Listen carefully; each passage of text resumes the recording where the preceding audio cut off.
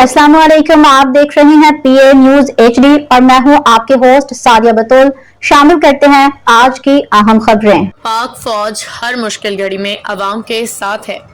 मियां खालिद हबीब advocate. अंजुमन अराइया के general secretary का बयान कौम को इत्तिहाद और सैलाब मुतासरीन की मदद पे जोर।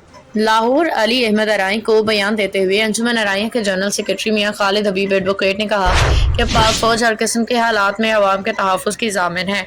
उन्होंने कहा कि पाकिस्तान की तारीख गवाह है कि जब भी मुल्क किसी कुदरती आफत या हंगामी सूरत हाल से दो चार हुआ, पाक फौज ने हमेशा आगे बढ़ के अवाम की खिदमत और मुल्क के दिफा को यकीनी बनाया। पाक फौज की कुर्बानियां पेशा वराना महारत। मियां खालिद हबीब एडवोकेट ने कहा कि चाहे सैलाब हो, जलजला हो या कोई और हंगामी सूरत हाल, पाक फौज ने अपनी जानों की परवाह किए बगैर अवाम की मदद की। ये जज्बा उनकी पेशा वराना महारत, कुर्बानियों और वतन से बेपनाह मोहब्बत का मज़हर है। इदारों पे फ़ख्र और सैलाब मुतासरीन की मदद। उन्होंने कहा कि हमें बतौर कौम अपने इदारों पे फ़ख्र करना चाहिए, उनकी कुर्बानियों को कद्र की निगाह से देखना चाहिए।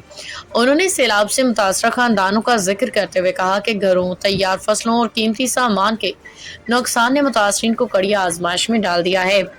इस वक्त तफरके और तकसीम के बजाय इत्तिहाद की ज़रूरत है। कौम से अपील।